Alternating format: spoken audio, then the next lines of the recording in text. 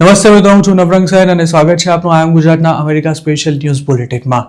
રવિવાર એપ્રિલ 5ના બુલેટિનમાં જોઈશું ટેક્સાસમાં food truck ચલાવતા એક ઇન્ડિયન H1B હોલ્ડરના વાયરલ વિડીયો પર કેમ બબાલ મચી છે તેના સમાચાર.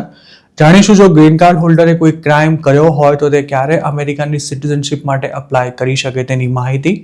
અને છેલ્લે વાત ફ્લોરિડામાં એક સ્ટોરમાં કામ કરતા મહેસાણાના કપલની વાયરલ વિડીયો ક્લિપ્સની કે જે છેલ્લા કેટલાક દિવસોથી ચર્ચાનો વિષય બની રહી છે.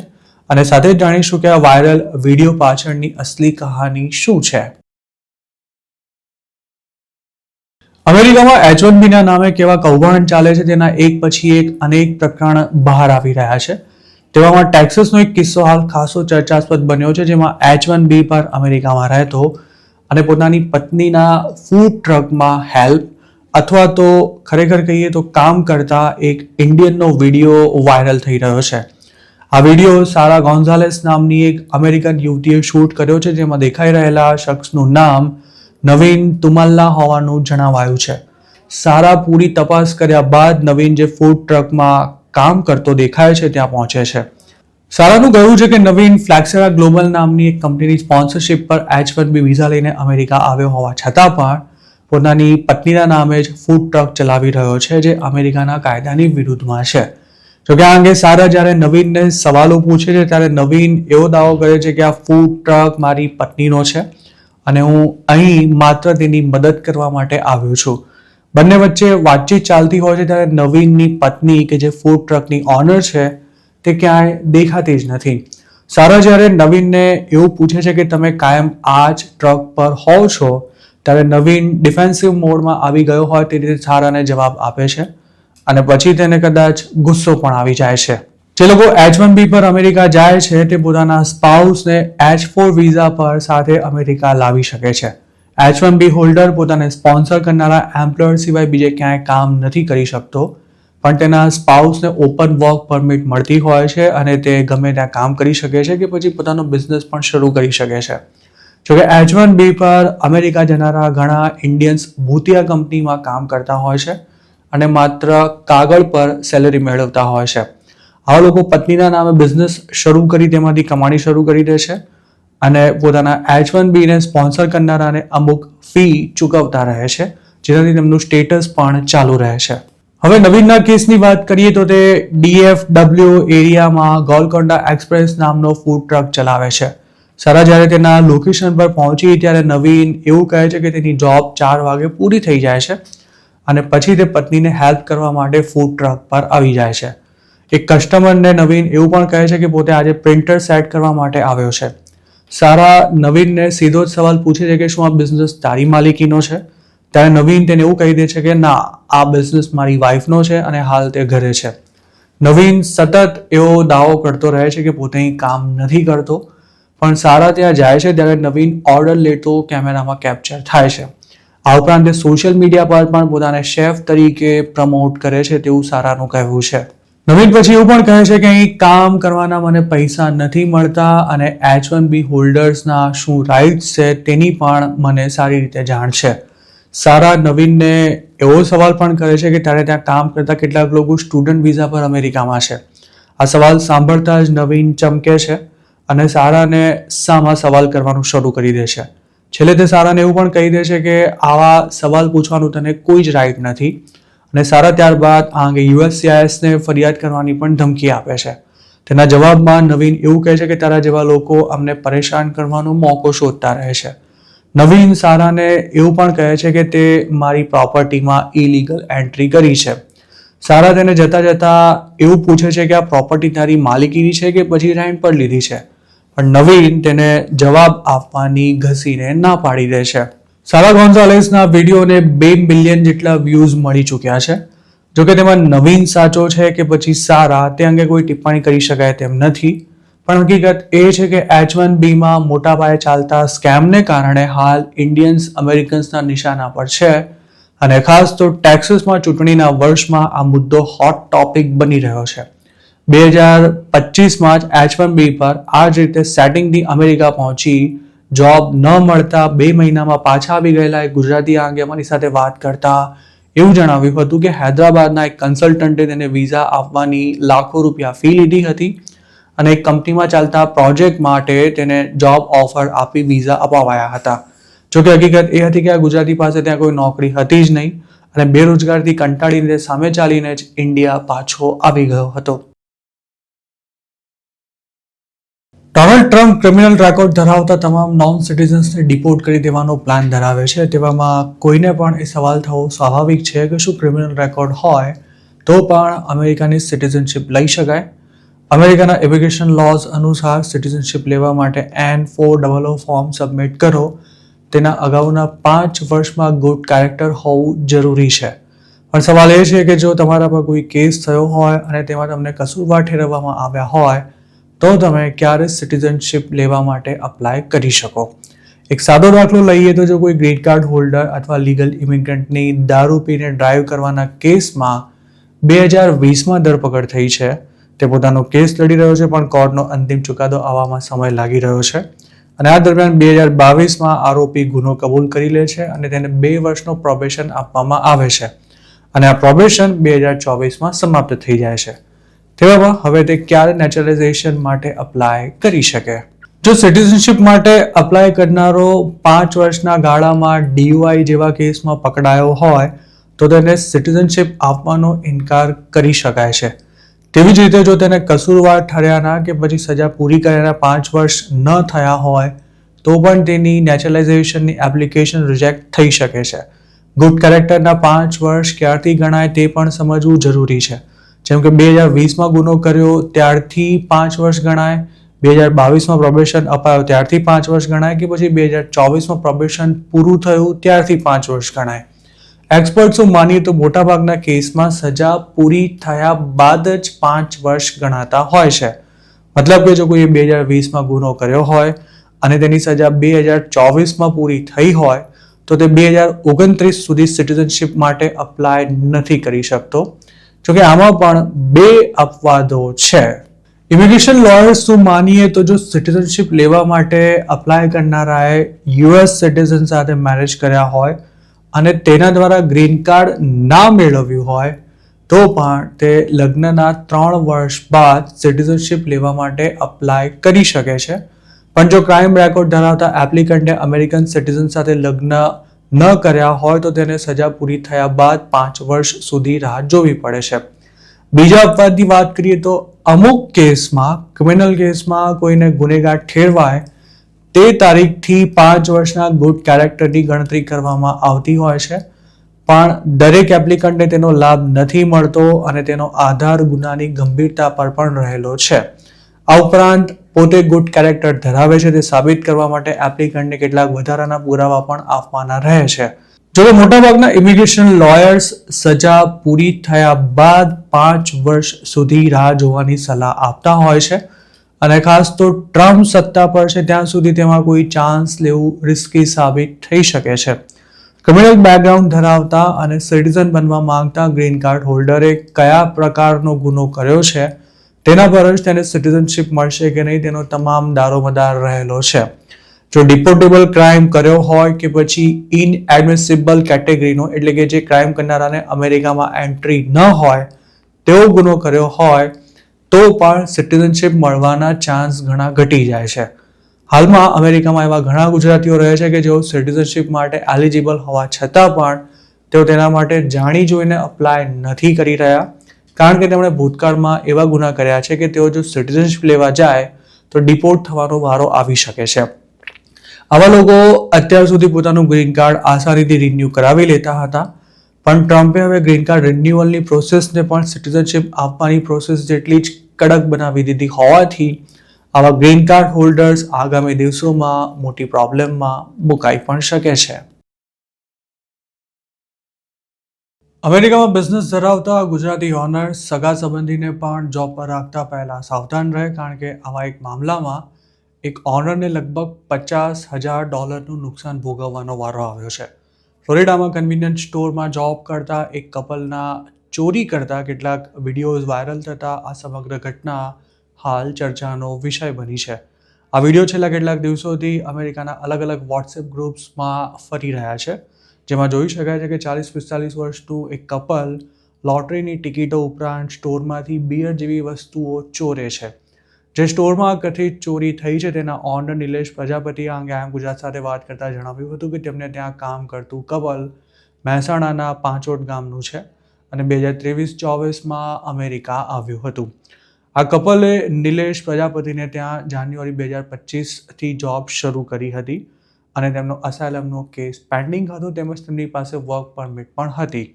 ઓનરનો આક્ષેપ છે કે જોબમાં સેટલ થયા બાદ આ કપલે ગણતરીના દિવસોમાં ચોરીઓ કરવાનું ચાલુ કરી દીધું હતું. આ પતિ પત્નીને એક મહિનાનો $8,000 જેટલો પગાર મળતો હતો, પણ ઓનર સ્ટોર પર રેગ્યુલર ન આવતા હોવાથી તેમણે કરેલા વિશ્વાસનો ગેરફાયદો ઉઠાવી તેમણે મન ફાવે તેમ ચોરીઓ કરી હતી તેવું તેમના ઓનરનું કહેવું છે. જોકે આ કપલને જોબ પર રાખ્યાના થોડા મહિનામાં જ ધંધો ડાઉન થવા લાગતા નિલેશભાઈને કંઈક ગડબડ ચાલી રહી હોવાની આશંકા ગઈ હતી અને ત્યારે તેમણે પોતાના એમ્પ્લોય સાથે વાત કરી હતી, પણ ત્યારે આ હોશિયાર પતિ પત્નીએ એવું કારણ આપ્યું હતું કે ટ્રમ્પ સરકાર આવી છે ત્યારથી અમેરિકામાં બધાના ધંધા ડાઉન જ થઈ ગયા છે. નિલેશભાઈનો ક્વિક સ્ટોપ નામનો આ સ્ટોર ફ્લોરિડાની સારાસોદા કાઉન્ટીમાં આવેલો છે.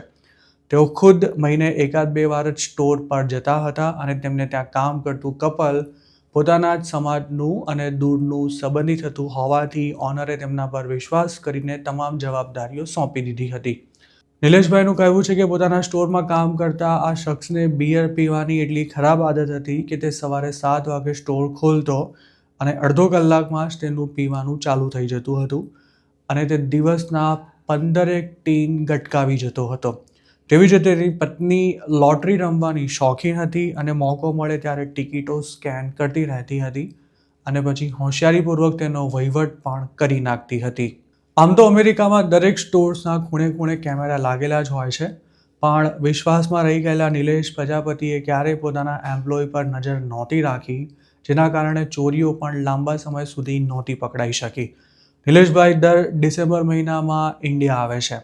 2025માં પણ તે પોતાના રૂટીન અનુસાર ઇન્ડિયામાં જ હતા અને તે જ વખતે આ કપલની ચોરી કેમેરામાં કેપ્ચર થઈ હતી.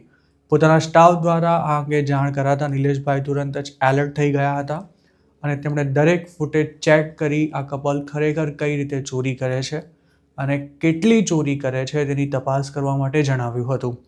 આ તપાસમાં પાંચોટના આ કપલની કરતૂતોના ઢગલાબંધ વિડીયોઝ સામે આવતા તે ખરેખર ચોરી કરી રહ્યા છે તે કન્ફર્મ થઈ ગયું હતું. નિલેશભાઈનું માનીએ તો તેમણે પોતાના એમ્પ્લોયને પહેલેથી જ વોર્નિંગ આપી રાખી હતી કે સ્ટોરમાં કેમેરા લાગેલા છે, જેથી ક્યારેય કોઈ આડા અવળા કામ કરવાની કોશિશ ન કરતા. જોકે તેમની આ વોર્નિંગને બેશરમ કપલ ગોળીને પી ગયું હતું અને સેટ થતાં જ તેમણે ચોરીઓ શરૂ કરી દીધી હતી. આમ ગુજરાત સાથે વાત કરતા નિલેશ પ્રજાપતિએ જણાવ્યું હતું કે આ ચોરી પેલા શખ્સની બિયર પીવાની આદતને કારણે જ પકડાઈ હતી.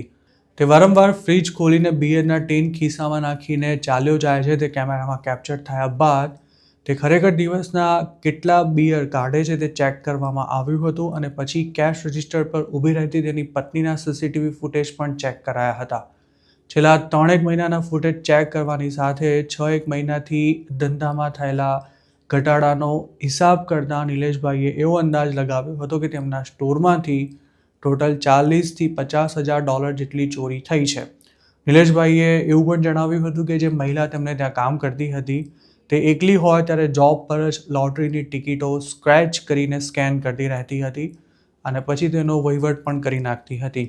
આ ઉપરાંત કેશમાં પેમેન્ટ આવતું તેમાં પણ આ કપલ ગોલમાલ કરતું હતું તેવું પણ તેમના ઓનરનું કહેવું છે. ડિસેમ્બરમાં એમ્પ્લોયની ચોરી પકડાઈ ગયા બાદ જાન્યુઆરીમાં અમેરિકા રિટર્ન થયા પછી નિલેશભાઈએ આ કપલને કાઢી મૂકવાનું નક્કી કરી લીધું હતું. આમ તો ત્યાં ચોર કપલ સામે પોલીસ ફરિયાદ કરવાના જ હતા, પરંતુ પોતાના સંબંધી હોવાને કારણે તેમણે પોલીસ કમ્પ્લેનને બદલે તેમણે જેટલી ચોરી કરી છે તેટલા પૈસા તેમની પાસેથી વસૂલી લઈ આખું પ્રકરણ જ ભૂલી જવાનું વિચાર્યું હતું. જાન્યુઆરી 27ના રોજ નિલેશ પ્રજાપતિ આ કપલને કંઈ જ કહ્યા વિના અચાનક જ ક્લોઝિંગના સમયે સ્ટોર પર પહોંચ્યા હતા અને સ્ટોર બંધ થતાં જ તેમણે પોતાના એમ્પ્લોય પાસેથી ચાવી માંગી લીધી હતી. ઓનરે અચાનક જ આવું કરતાં પહેલાં તો આ પતિ પત્નીએ શું થયું છે તેવું પૂછ્યું હતું અને જ્યારે ઓનરે તેમના પર ચોરીનો આરોપ મૂક્યો ત્યારે આ કપલે ખુલાસો આપવા કે પછી શરમ અનુભવવાને બદલે તેમની પાસેથી પ્રૂફ માંગ્યા હતા. નિલેશભાઈ ત્યારે તેમની સાથે કોઈ માથાકૂટ કરવાના મૂડમાં નહોતા. તે લોકો ન્યુયોર્કમાં રહેતી જે વ્યક્તિના રેફરન્સથી ફ્લોરિડા આવ્યા હતા તેને જ સ્ટોરના ઓનરે ફોન કરતા ચોરી કરનારા પતિ પત્ની ઢીલા પડી ગયા હતા. ઓનરે ત્યારબાદ આ ચોર કપલ પાસેથી પૈસાની કબૂલાત પણ કરાવી હતી અને ન્યુયોર્કમાં રહેતા તેમના સંબંધી નિલેશ પ્રજાપતિને પોલીસ કેસ ન કરવા માટે કાકલુદી કરી જેટલા પૈસાની ચોરી કરાઈ છે તે તમામ રકમ પાછી આપી દેવા માટે બાંયધરી આપી હતી. નિલેશભાઈને પોતાના પૈસાથી મતલબ હતો, જેની કબૂલાત મળી જતાં તેમણે ચોરી કરનારા કપલને સ્ટોર પરથી જવા દીધું હતું. જોકે આ જ તેમની સૌથી મોટી ભૂલ હતી, કારણ કે આ કપલ તેમને ત્યાંથી નીકળી ગયું તેના અમુક દિવસો સુધી તો પૈસા પાછા આપી દઈશું તેવા વાયદા ચાલુ રહ્યા હતા, પણ એકાદ મહિના પછી કબૂલાત લેનારાએ એવું કહીને હાથ અદ્ધર કરી દીધા હતા કે $40,000-50,000 ચોરી થઈ હોવાની આખી વાત જ ઉપજાવી કાઢી છે અને હવે પોતે એક પૈસો પણ નહીં આપે. નિલેશભાઈને પહેલેથી જ ડાઉટ હતો કે જો ચોર એમ્પ્લોય એકવાર નીકળી ગયો તો પૈસા પાછા આવવાની કોઈ ગેરંટી નથી, પણ તેમ છતાંય તેમણે સંબંધોની શરમે તેમને પાછા જવા દીધા હતા. પણ હવે તેમના પૈસા મળે તેવી લગભગ કોઈ જ શક્યતા નથી રહી. પોતાને ત્યાં ચોરી કરી ગયેલું આ કપલ હાલ ક્યાં છે તે નિલેશભાઈને કોઈ જ માહિતી નથી. તેમના વિશે તપાસ કરાવતા તેમને એવું પણ જાણવા મળ્યું હતું કે જે ભાઈ તેમના સ્ટોરમાં આખો દિવસ બિયર ઢીંચ્યા કરતો હતો તે ઇન્ડિયા હતો ત્યારે પણ આ જ ધંધા કરતો હતો. જોકે 1.5 કરોડ ખર્ચીને અમેરિકા આવ્યા હોવાથી નિલેશભાઈ તેમની સામે પોલીસ ફરિયાદ કરતા આજે પણ અચકાઈ રહ્યા છે. વર્ષોથી અમેરિકામાં સેટલ થયેલા નિલેશભાઈનું કહેવું છે કે છેલ્લા 4 વર્ષમાં અમેરિકા આવેલા લોકોમાંથી ઘણા ખરા તો રખડતી પ્રજા જેવા જ છે. આ લોકો એક જગ્યાએ ટકીને નોકરી નથી કરતા અને ચોરીઓ કર્યા બાદ મોકો મળતા જ ગાયબ થઈ જતા હોય છે.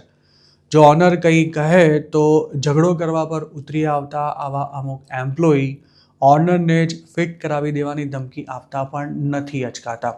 હજુ થોડા દિવસો પહેલાં જ આવો એક કેસ IIM ગુજરાત પર પબ્લિશ થયો હતો, જેમાં મોટેલમાં કામ કરતા કપલની ચોરી પકડાયા બાદ ઓનરે લાફો મારી દેતા તેમણે પોલીસ બોલાવી લીધી હતી અને ઓનરે પોતાના પર હુમલો કરીને માર માર્યો છે તેવા આક્ષેપ કર્યા હતા. પણ જે જગ્યાએ આ ઘટના બની હતી ત્યાં કેમેરા ન હોવાથી ઓનર પોલીસના લફડામાં ફસાતા બચી ગયા હતા. ઇન્ડિયામાં કૌભાંડ કર્યા બાદ અમેરિકા ભાગી ગયા હોય તેવા ગુજરાતીઓની સંખ્યા કોઈ નાની સૂની નથી. આવા લોકો અમેરિકા જઈને પણ આ જ પ્રકારના ધંધા કરતા હોય છે અને પોતાના કર્મોને કારણે જ ડિપોર્ટ પણ થાય છે. ઇન્ડિયામાં 3 વર્ષ પહેલાં 1.5 કરોડનું ઇમિગ્રેશન ફ્રોડ કરીને અમેરિકા નાસી ગયેલો એક છોકરો પણ તાજેતરમાં જ ડિપોર્ટ થયા બાદ હાલ સંતાતો ફરી રહ્યો છે. તેવી જ રીતે મહેસાણાના એક ભેજાબાજે ઇન્ડિયામાં સટ્ટા રમવાની સાથે એકની ટોપી બીજાના માથે ફેરવીને મોટું દેવું કરી નાખ્યું હતું અને પછી આ ભાઈએ અમેરિકાની વાટ પકડી લીધી હતી.